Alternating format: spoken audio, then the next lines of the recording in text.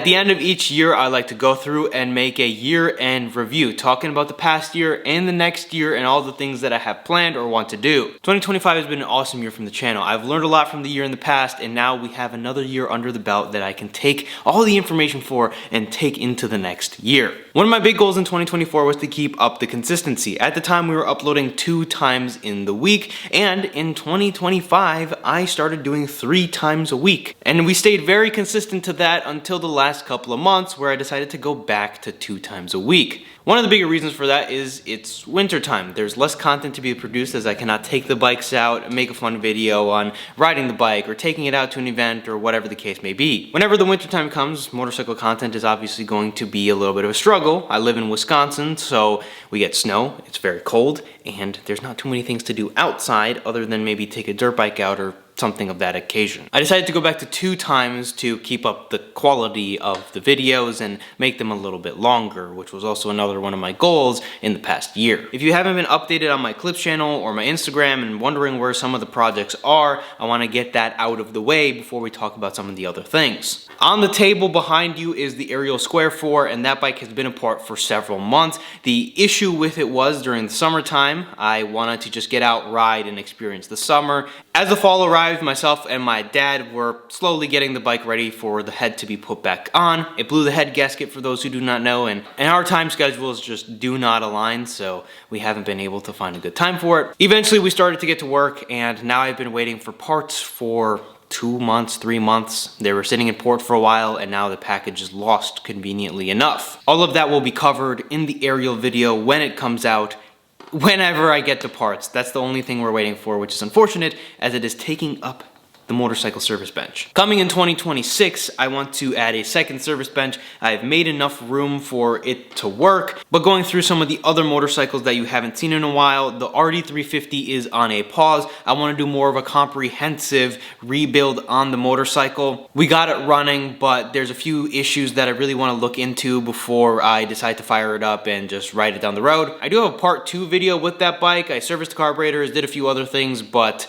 I never followed it through as there wasn't a conclusive end to it. The Ducati behind me has been sitting for about a year, but I have made a very big push as far as getting the bike fully operational. It only needs the final little bit once the second service bench is here, once this XS is gone, or once the Ariel is complete, that bike will get put up on a bench. It needs a week worth of work and we can ride it come the springtime. The Gold Wings are still sitting, they're waiting for their time as I get a new bike. I want to work on the new bike right away, and sometimes I forget about the old ones. The other motorcycles you haven't seen in a while, some of them I still have, some of them I sold. The Candy Blue Green CB450 I have sold. My TW200, if you don't know, I did also sell that bike. I traded it for the Grom. I'm hoping the motorcycle market picks up a little bit. In the springtime, there's always a little rise, and if that does happen, it's justifiable. There's a handful of bikes I'd like to get rid of. That's going to be a bigger goal in 2026, is chop out some of the bikes that are just sitting doing nothing and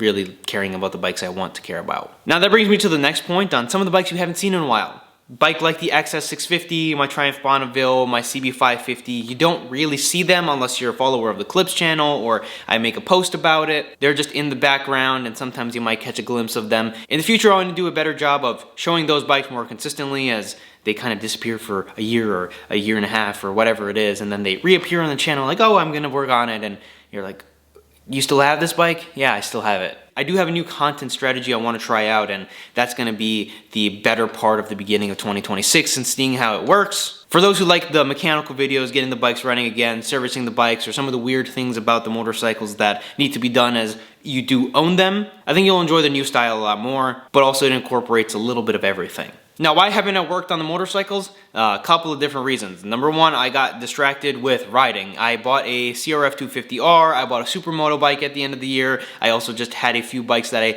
instead of wrenching and getting my summers inside the shop or my springtime inside the shop, the fall in the shop, I wanted to just ride.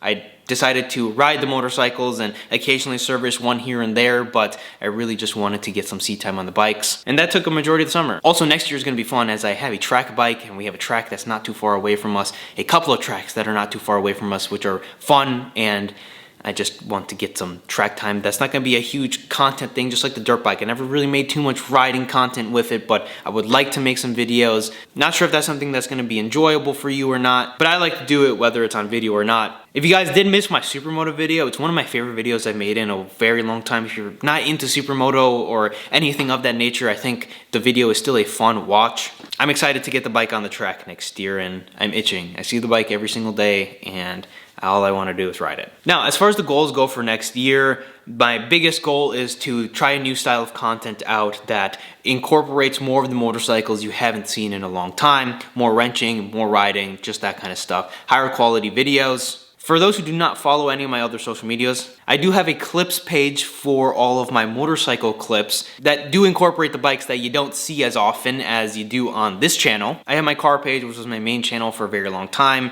As well as the clips channel, there's an Instagram, a TikTok as well. On the Instagram, I'm always updating the stories about bikes coming in and out of the garage and experience that I have and pictures. So you're seeing more than just the reels on there. And if you want more of an inside information, if you don't follow me on there already, make sure to do so. It's actually my biggest motorcycle page over everything. We also have the VRC Studio channel, which is the podcast channel. We have a motorcycle podcast called Under the Helmet, and there's a car podcast, Engine Lights, which is going to come back in the next year. Another reason why I was busy during this entire year was I started VRC, which is an apparel brand and a media brand. We make high quality apparel for motorcycle car enthusiasts, but also just fun tidbit podcast episodes and whatnot. 2026 is hopefully going to be a big year for all of us. It's myself and my friends, and I'm excited to bring to life some of the things that we've envisioned in the next year.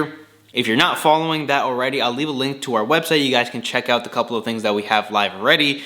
As I said, we do have a new upload schedule. At the moment, it's going to be 2 times a week. I think that's a very consistent upload schedule to stick to. It allows me to make longer videos that are a little bit more quality instead of 3 videos that are a little shorter but still great quality. My upload schedule at the moment is every Tuesday and Friday. In the next year, I hope to upload around that 10 a.m. Central Time.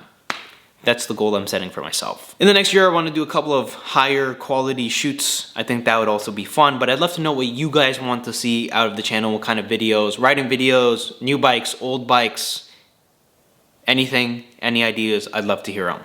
Now, last year I did the goals a little differently. Last year it was more garage oriented, collection oriented. I had a goal to experience some new bikes as well as upload more consistently, but some of the other goals I had were motorcycle specific. I wanted to buy a Kawasaki ZRX. I wanted to buy a Kawasaki ZX7R, Norton Atlas, a VMAX, a VFR, a Blackbird, and a Buell 1125R. I only bought one of the motorcycles on that list. I did buy a Kawasaki that you guys haven't seen yet. That's a bike that I bought as a future project as I just got a good deal on it. This past year I've done a good job at not producing content that doesn't have anything to follow it up, but I also haven't shown too many of the bikes that I have purchased, and you might think, well, what happened to, buying a new bike and getting it running and whatnot. I've bought some of those bikes.